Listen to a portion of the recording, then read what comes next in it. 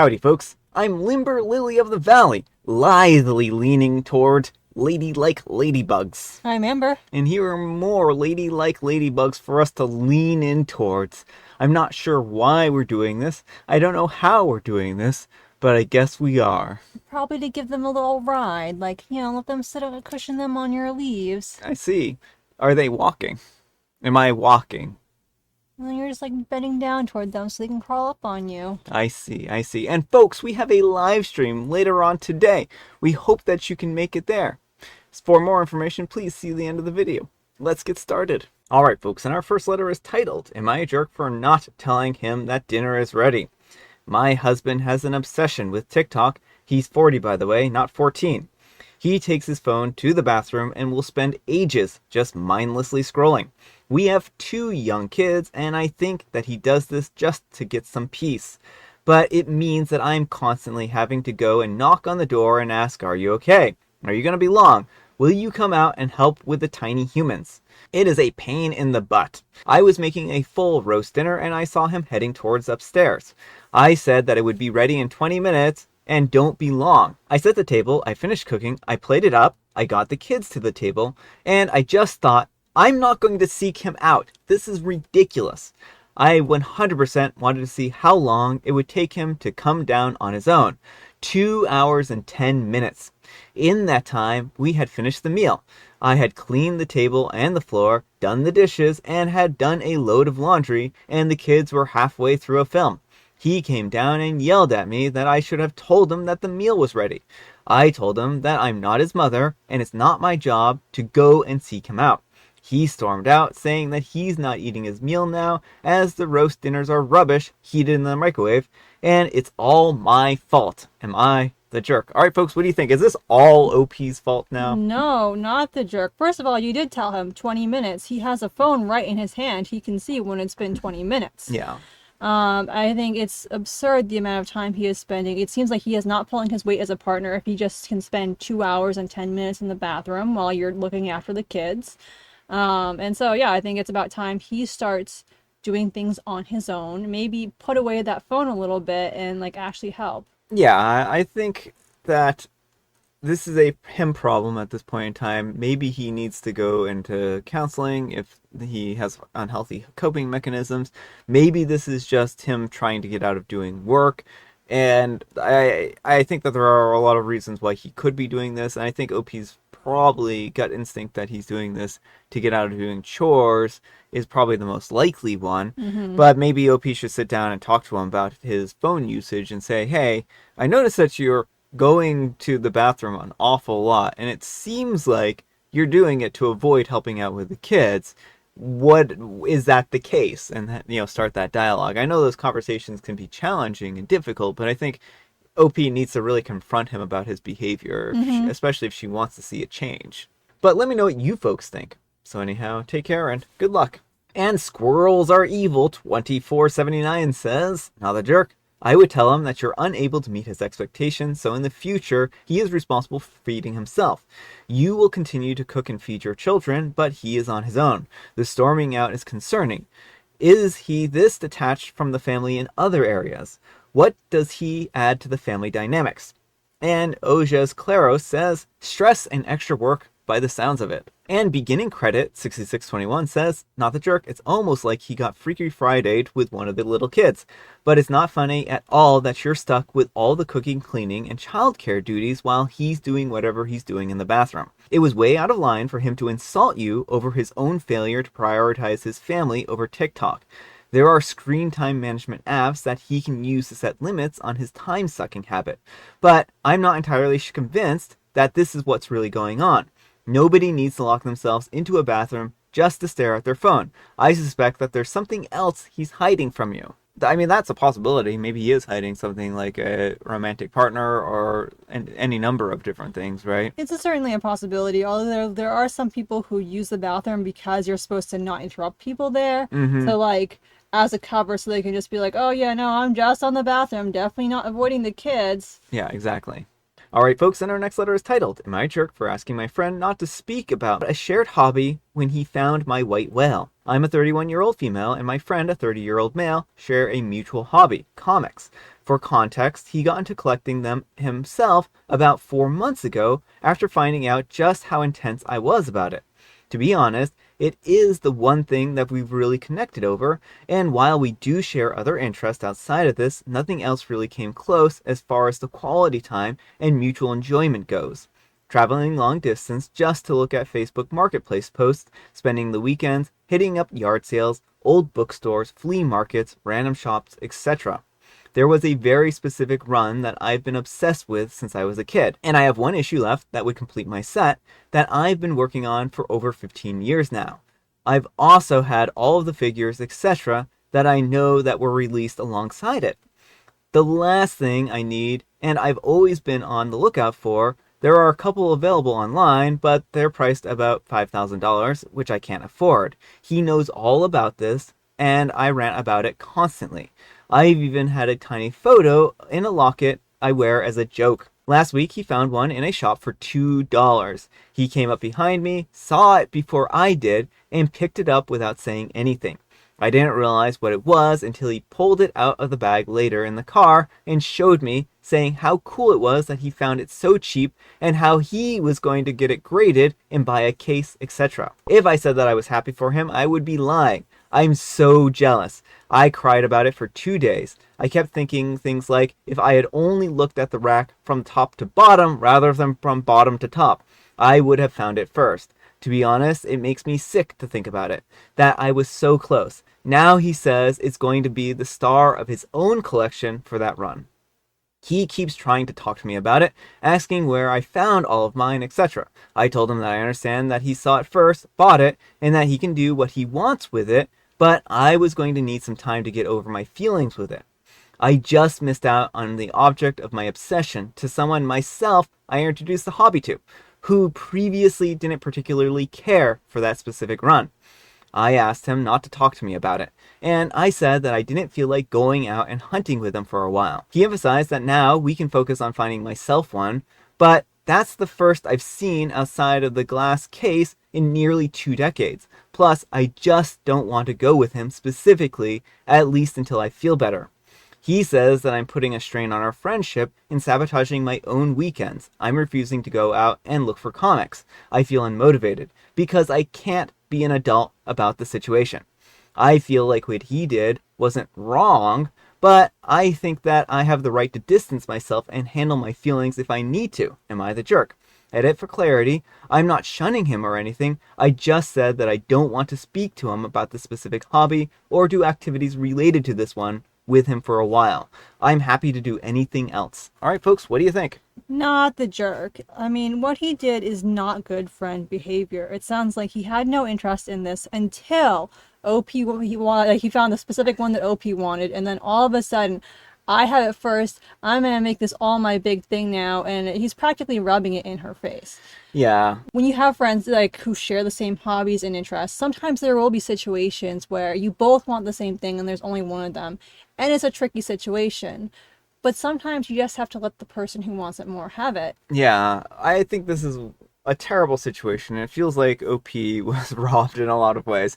I feel so bad for OP because they've been working so hard on this collection, and this is the last thing that they need, and they've been, doing this for the last 15 years, and then just like random chance their friend finds this first. I think that if I had been the friend, I would have given it to OP, just because it feels like he didn't have any interest in that particular collection until he found this centerpiece, so to speak. Oh yeah, well, and like my family got a signed Stephen King book when The Girl Who Loves Tom Gordon was released. It was signed for all of us kids and my mom. There's only one copy. And as much as I wanted it, I let my sister have it because she's the bigger Stephen King fan, and so sometimes if you care about someone, sometimes you let the material goods go so that they can have their happiness. Yeah, well, Amber is actually a huge Stephen King fan. Oh, I am. She always wanted a signed copy. I did. And so, not just to put some emphasis on this, like, this whole situation where, like, in these kind of situations, you really have to evaluate and try to distance yourself and be like, well, I'm really excited about getting this thing, but how much better would it make my friend feel about this if I gave this to them? And I think that this is a situation where this individual isn't having a lot of empathy and they're not really seeing things from OP's perspective. Like, how would they feel if the roles were reversed? Mm-hmm. I'm sure they would feel devastated too. I'm sure they would also not really want to talk with OP. They took something that they didn't really want or need, and they didn't want or need it. It's like a kid who sees you playing with a toy. They didn't want the toy before they saw you playing with it, and now they want it. So it feels like that kind of situation. Mm-hmm. But let me know what you folks think. So anyhow, take care and good luck. And Right Somewhere 3608 says, I don't want to make it a bigger thing than it is. It's a comic book and friends are more important, blah, blah, blah. That said, for me, I would take this as a sign that the friend lacked basic empathy and would assume that they have no issue messing you over for petty or non-petty reasons in the future. Not the jerk, it's up to you, but that would be it for my friendship. Not because of the comic book, but because of the principle. Also, in this instance, I wouldn't see the point of explaining to the friend why you're upset. If they don't get it, then they never will, and we'll just call it what it is. Well, I mean, I think that's important. Like, anyone could see why OP would be crushed in this situation, even if Mm-hmm. they were both very, very competitive, both looking for that same particular comic. Mm-hmm. I think that this would be one of those situations where they would have to, like, have some kind of agreement ahead of time, being like, if we see this, then we're going to have to do X, Y, or Z and figure out how to resolve it. Like, even if it's us dueling at dawn to figure out who ends up taking the comic, right?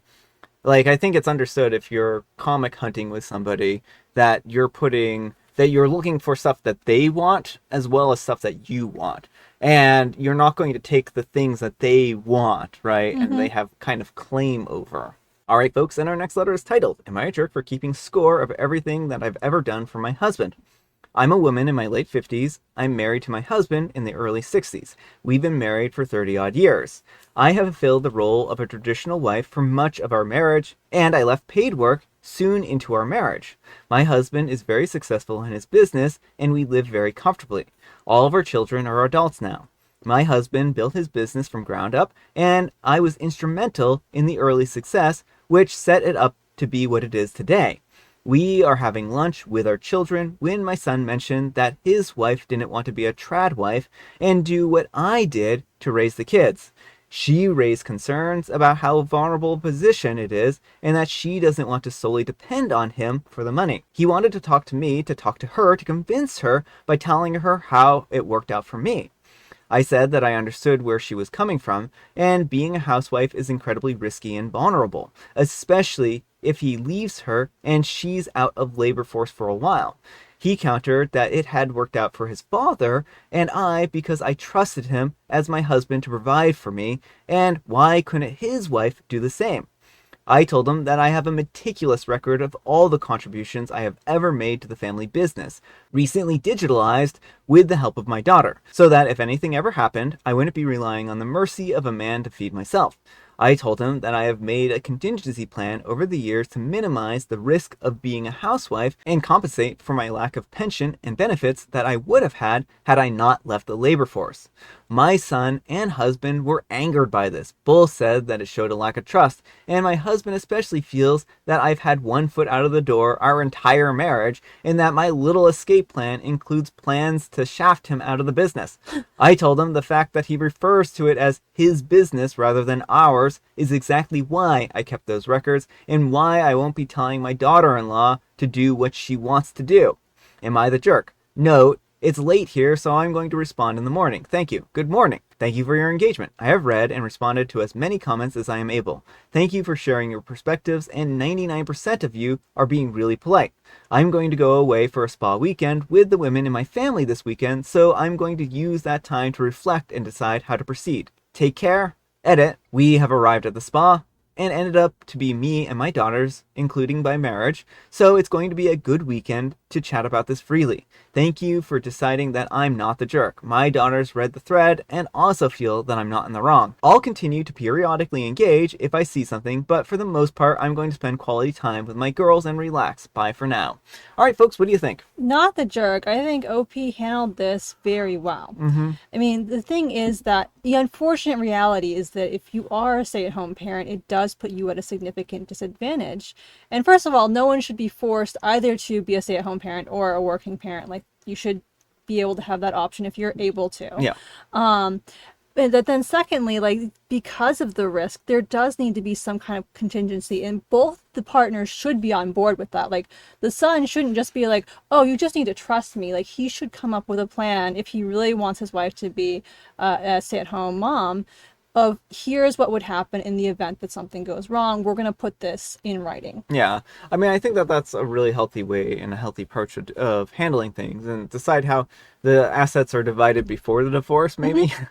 But I think that the husband being angered by this shows that he really wasn't. He's not like OP wasn't living like she had one foot out of the door with the Mm-hmm. relationship or the marriage, because she would have ended things if she already had, right? Mm-hmm. She wanted to look out for herself and make sure that she wasn't going to be homeless, or that she wasn't going to be, in destitute for the rest of her life if something happened. Yeah, well, and the whole thing about her talking about getting her like fair share as shafting him Yeah. shows how little he values her essential contributions. He Yeah. doesn't see her as an equal partner. And that's problematic. So I don't think that he's in the right here, and I can understand why the son would have the perspective that he has. I'm sure that OP's husband has painted this in a very different perspective than what the son is used to. So I'm sure this was probably a bit of an enlightening situation where he wasn't expecting that kind of answer from OP. He was probably expecting oh yes, I love being a trad wife, and I wanted to, blah, blah, blah, blah, blah, share that experience. Well, and the men in these situations really need to put themselves in their wives' perspectives. Mm, Would they want to be financially dependent on their wives, have, no income of their own, be out of the labor force? If they're not willing to do that, if they wouldn't want to be in that position, like, not saying they have to be in that, but if like they think about that and they're like, oh, that does not sound like something I would want to do, then why would they put someone they're supposed to love more than basically anyone else in such an uncomfortable position? yeah. But let me know what you folks think. So anyhow, take care and good luck. And Rubicon Burning says, did you make a list of what all of your husband has done for you? Isn't it a big list too? I think that it's a joint decision on the family provider and the homemaker roles.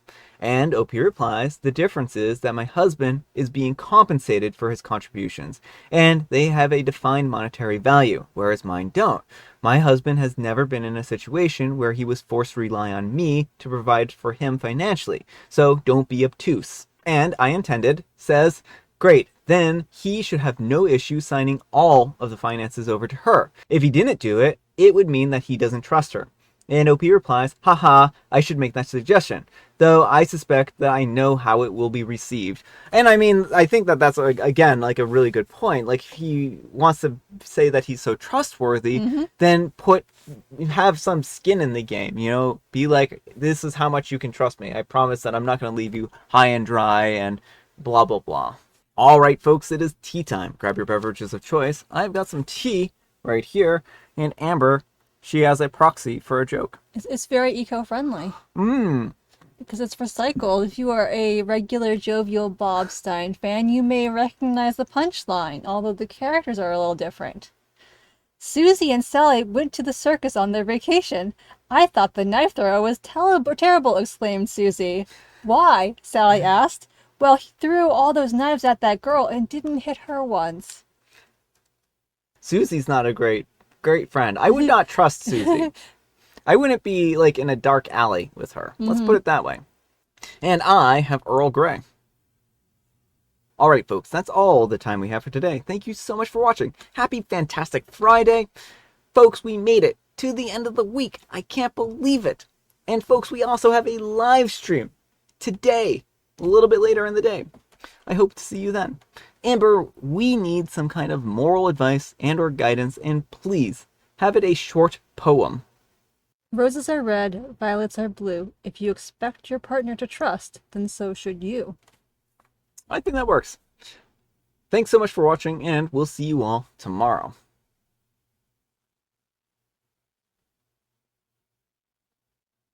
Oh, bye.